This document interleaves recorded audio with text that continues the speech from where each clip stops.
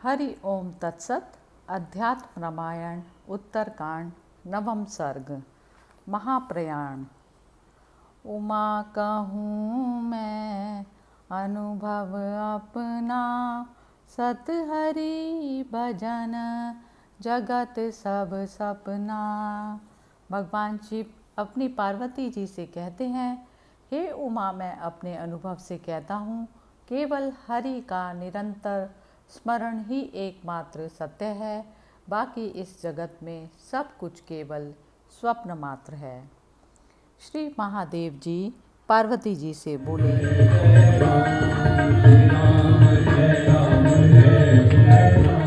लक्ष्मण जी को त्याग देने के बाद रघुनाथ जी ने अत्यंत दुख आतुर हो मंत्रियों, वेद वेताओं और वशिष्ठ जी से इस प्रकार कहा, आज महामति भरत को राज तिलक कर मैं भी लक्ष्मण के मार्ग का अनुसरण करूँगा।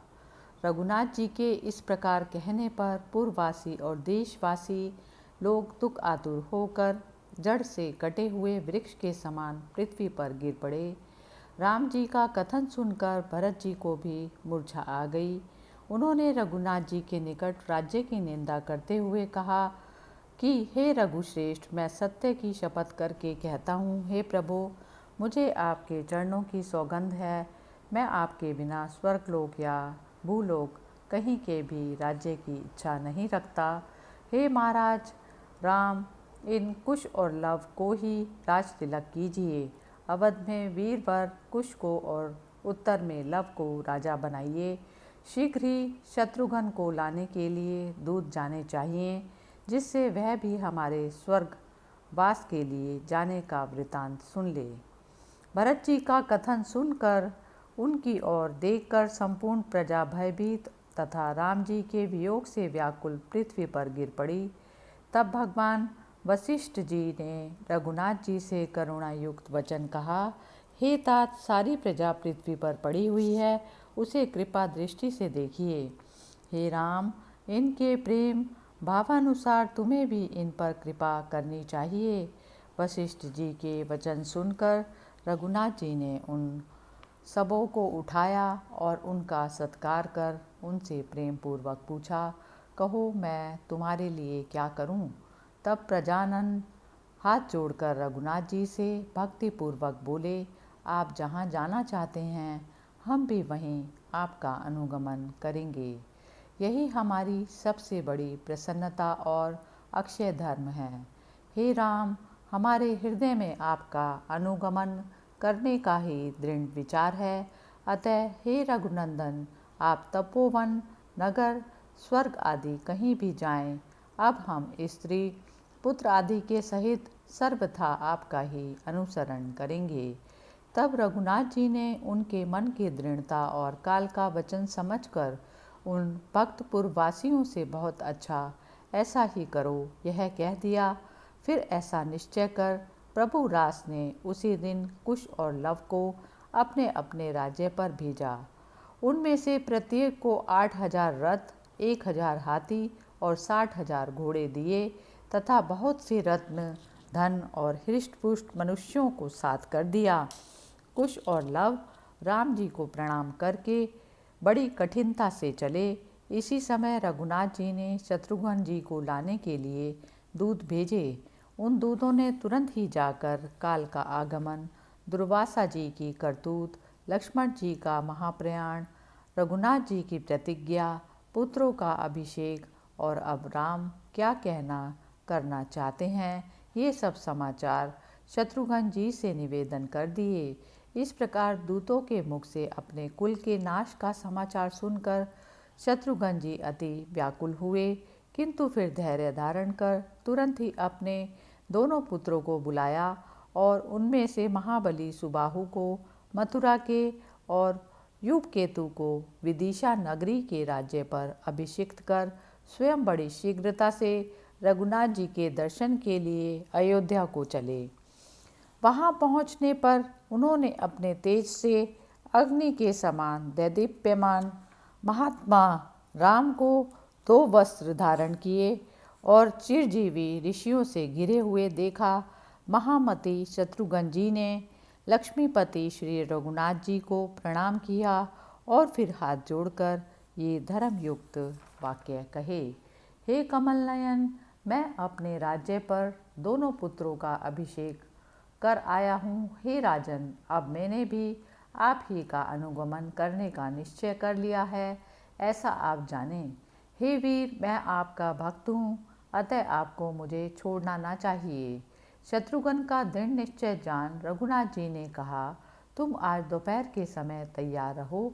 इसी समय इच्छा अनुसार रूप धारण करने वाले वानर, रीछ, राक्षस और गोपुच्छ वानर हजारों की संख्या में आ कूदे तथा ऋषि और देवताओं के पुत्र रूप वे समस्त वानर और राक्षसगण रघुनाथ जी का निर्याण सुनकर उनसे कहने लगे, प्रभो, आप हमें भी अपने पीछे चलने के लिए कटिबद्ध समझें। इतने में ही महाबली सुग्रीव ने भी यथावत प्रणाम करके भक्त वत्सल रघुनाथ जी से कहा, हे राम, मैं महाबली अंगद को राज तिलक कर आपके साथ चलने का निश्चय करके आया हूँ, ऐसा आप जानें। तब उन रीछ, वानर और राक्षसों के ऐसे दृढ़ वाक्य सुनकर श्री रघुनाथ जी ने विभीषण से आदरपूर्वक इस प्रकार मधुर वचन कहा, मैं तुम्हें अपनी शपथ कराता हूँ, जब तक पृथ्वी प्रजा धारण करे तब तक मेरे कहने से तुम राक्षसों का राज्य करो। अब तुम मेरी की हुई इस व्यवस्था के विषय में कुछ और उत्तर ना देना। विभीषण से इस प्रकार कह फिर वे हनुमान जी से बोले, हे मारुते, तुम चिरकाल तक जीवित रहो, मेरी आज्ञा को मिथ्या मत करो। फिर जामवान से कहा, तुम द्वापर के अंत तक रहो, किसी कारणवश मेरे साथ तुम्हारा युद्ध होगा। फिर श्री रघुनाथ जी ने शेष सब रीछ, वानर और राक्षसों से दयापूर्वक कहा, तुम सब लोग मेरे साथ चलो। दूसरे दिन सवेरे ही विशाल हृदय कमल नयन भगवान राम ने पूज्य पुरोहित वशिष्ठ जी से कहा, हे गुरु, मेरे आगे अग्निहोत्र की आहवनीय आदि अग्नियाँ चलें। तब वशिष्ठ जी ने बड़े विधि पूर्वक समस्त प्रस्थानिक कर्म किए। उस समय करोड़ों चंद्रमाओं के समान कांतिमान भगवान राम रेशमी वस्त्र धारण करके कुशा की पवित्री हाथ में पहने और महाप्रयाण के चित्त लगाए नगर से इस प्रकार निकले जैसे श्वेत बादलों में से चंद्रमा निकलता हो। उनके बाईं ओर हाथ में श्वेत कमल लिए कमल के समान विशाल नेत्र वाली लक्ष्मी जी चली तथा दाईं ओर हाथ में लाल कमल लिए अत्यंत दीप्तिशाली नी श्याम वर्णा पृथ्वी चली। भगवान के आगे संपूर्ण शास्त्र शस्त्र और उनके धनुष बाण मूर्तिमान होकर चले। इसी प्रकार समस्त वेद, समस्त दिव्य मुनिजन तथा ओमकार और व्याहतियों के सहित वेद माता गायत्री ये सब भी शरीर धारण कर श्री हरि के साथ चले। इस प्रकार रघुनाथ जी के चलने पर अपने बंधु बांधव और स्त्री पुत्र आदि के सहित समस्त पुरजन इस प्रकार चले मानो सफल मनोरथ हो मोक्ष के खुले द्वार को जाते हों। फिर रनिवास सेवकगण, स्त्री और शत्रुघ्न के सहित भरत जी भी चले। रघुनाथ जी को लक्ष्मी जी के सहित जाते देख बालक और वृद्धियों के सहित समस्त पुरजन तथा अमात्य और मंत्रियों के सहित समस्त ब्राह्मणगण चले। उनके पश्चात मुख्य मुख्य क्षत्रिय, वैश्य, शूद्र और अन्य अंत्य आदि सभी लोग अति हर्षपूर्वक चले। फिर सुग्रीव आदि श्रेष्ठ वानरगण स्नान आदि से शुद्ध हो श्री रामचंद्र जी की जय आदि मंगलमय शब्द करते हुए चले। उनमें से कोई भी संसार दुख से दुखी, दीन अथवा बाह्य विषयों में आसक्त नहीं था। वे सभी परमानंद स्वरूप भगवान राम के अनुगामी संसार से उपराम होकर अपने पशु और नौकर चाकरों के सहित रघुनाथ जी के साथ चले गए। जो प्राणी कभी दिखलाई नहीं पड़ते थे तथा जितने स्थावर और जंगम जीव थे वे सभी संसार से विरक्त होकर एकमात्र परमेश्वर अनंत शक्ति साक्षात परमात्मा राम के साथ चले। उस समय अयोध्या में ऐसा कोई जीव नहीं था जो भगवान राम में चित्त लगाकर उनका अनुगामी ना हुआ हो। महाराज रामचंद्र के कूच करते ही वह सारा नगर सूना हो गया। नगर से बहुत दूर निकल जाने पर श्री रघुनाथ जी ने विष्णु भगवान के नेत्र से प्रकट हुई सरयू नदी देखी। स्मरण करते ही पवित्र करने वाले भगवान श्री रामचंद्र जी उसे देखकर बड़े प्रसन्न हुए और फिर इस संपूर्ण जगत को अपने हृदय में देखने लगे। इसी समय वहाँ पितामह ब्रह्मा जी तथा अन्य समस्त देवता, ऋषि और सिद्धगण आए। उस समय जिनमें देवगण विराजमान थे, ऐसे सूर्य के समान तेजस्वी करोड़ों विमानों से अनंत पार आकाश खचाखच भर गया। उनके प्रकाश से प्रज्वलित होकर वह स्वयं भी दैदीप्यमान हो उठा। इनके अतिरिक्त पुण्य लोकों से आए हुए पुण्यवानों में श्रेष्ठ तथा महात्माओं में महान स्वयं प्रकाश में दिव्य पुरुषों से भी आकाश मानो ढक गया। उस समय सुगंधमय वायु चलने लगा और कुसुमों समूहों की वर्षा निरंतर होने लगी। तब देवताओं का मृदंगनाद और विद्याधर तथा किन्नरों का ज्ञान होते समय अनंत शक्ति भगवान राम ने एक बार सरयू जल का स्पर्श कर चरणों से उसकी परिक्रमा की। उस समय ब्रह्मा जी हाथ जोड़कर भगवान राम से कहने लगे, हे परमात्मन, आप सबके स्वामी नित्यानंद में सर्वत्र परिपूर्ण और साक्षात विष्णु भगवान हैं। अपने एकमात्र ईश्वरीय तत्व को आप ही जानते हैं। तथापि हे अखिलेश्वर, आपने मुझ दास का निवेदन पूर्ण कर दिया। हे विद्वन, आप भक्त वत्सल हैं। हे प्रभु, अब आप भाइयों सहित अपने आदि विग्रह विष्णु देह में प्रविष्ट होकर देवताओं की रक्षा कीजिए। अथवा यदि आपको कोई और शरीर प्रिय हो तो उसी में प्रवेश करके हम सबका पालन कीजिए। आप ही देवाधिपति विष्णु भगवान हैं, इस बात को मेरे सिवा और कोई पुरुष नहीं जानता। हे देवेश, आपको हजारों बार नमस्कार है। आप प्रसन्न होइए, आपको पुनः पुनः नमस्कार है। तब पितामह ब्रह्मा जी की प्रार्थना से महातेजोमय भगवान राम सब देवताओं को के देखते देखते उनकी दृष्टि को चुराते हुए चक्र आदि आयुधों से युक्त चतुर्भुज रूप हो गए। लक्ष्मण जी अद्भुत फण धारण कर भगवान की शैया रूप शेषनाग हो गए तथा केकई पुत्र भरत तथा लवणात्मक शत्रुघ्न दिव्य चक्र और शंख हो गए। सीता जी तो पहले ही लक्ष्मी जी हो गई थी। भगवान राम पुराण पुरुष विष्णु भगवान ही हैं। वे भाइयों के सहित अपने पूर्व शरीर से तेजोमय दिव्य स्वरूप वाले हो गए। फिर उन विष्णु भगवान के पास चारों ओर से इंद्रादि देवादि देवता, सिद्ध, मुनि, यक्ष और ब्रह्मा आदि प्रजापति गण आकर उन परमेश्वर की स्तोत्रों द्वारा स्तुति करते हुए पूजा करने लगे और अपना मनोरथ पूर्ण हो जाने से मन ही मन आनंदमग्न हो गए। तब महात्मा विष्णु भगवान ने ब्रह्मा जी से कहा, ये सब मेरे भक्त और मुझ में प्रीति रखने वाले हैं। मेरे साथ ये सब भी स्वर्गलोक को जाना चाहते हैं। इनमें जो त्रियक्त शरीरधारी हैं वे भी बड़े पुण्य आत्मा हैं। ये सब वैकुंठ के समान उत्तम लोकों को प्राप्त हों। मेरी आज्ञा से तुम शीघ्र वहाँ इनका प्रवेश करा दो। भगवान के ये वचन सुनकर ब्रह्मा जी ने कहा, भगवान, आपकी भक्ति से युक्त यह महापुण्यशाली लोग मेरे लोक से भी ऊपर अत्यंत दीप्तिशाली और विचित्र भोगों से संपन्न सानांतिक लोकों को प्राप्त हों।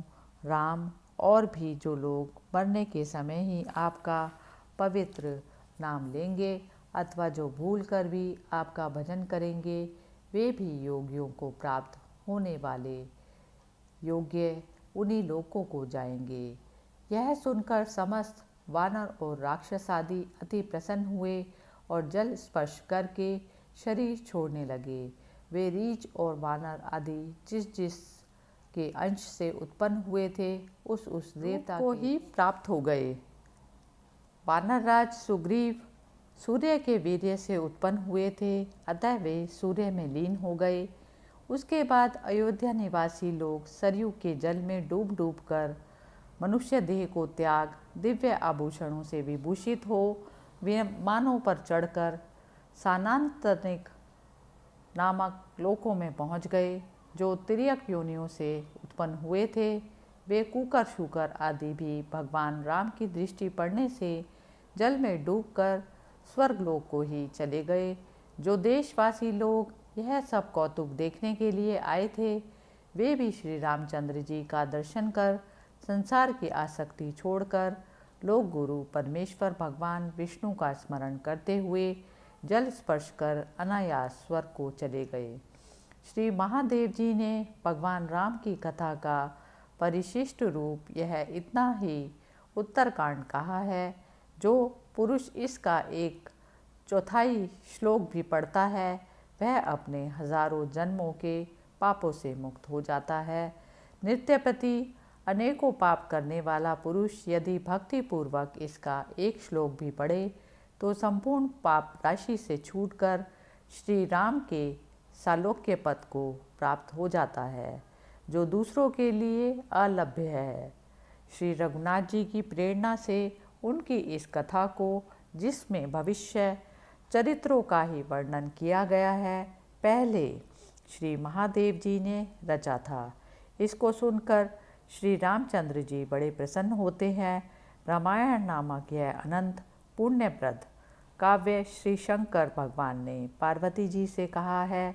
जो पुरुष इसे भक्तिपूर्वक पढ़ता या सुनता है, वह अपने सैकड़ों जन्मों के पाप पुंज से मुक्त हो जाता है। इस अध्यात्म रामायण को नित्य प्रति पढ़ने, सुनने अथवा भक्तिपूर्वक लिखने वाले से अत्यंत प्रसन्न होकर भगवान राम सीता जी के सहित उसके पास रहकर उसकी श्री वृद्धि करते हैं। ब्रह्मा आदि सुर श्रेष्ठों से प्रशंसित और मनुष्यों के मन को हरने वाले इस आदि काव्य रामायण को जो पुरुष नित्य प्रति श्रद्धापूर्वक पढ़ता या सुनता है, वह विशुद्ध शरीर धारण कर भगवान विष्णु के धाम को प्राप्त होता है। इति श्रीमद् अध्यात्म रामायणे उमा महेश्वर संवादे उत्तरकांडे 9वें सर्गे समाप्त। हरि ओम तत्सत।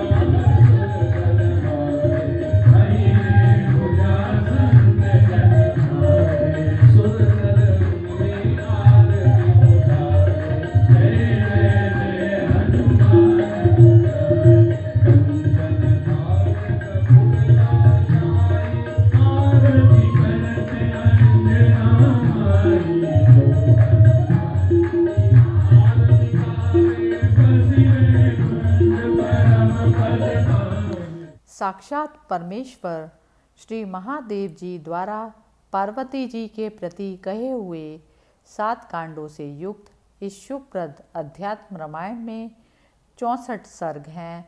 इसकी समाप्ति पर्यंत कुल 4200 श्लोक कहे गए हैं तथा तत्वार्थ का विवेचन करते हुए सैकड़ों श्रुतियाँ कही गई हैं। हरि ओम तत्सत।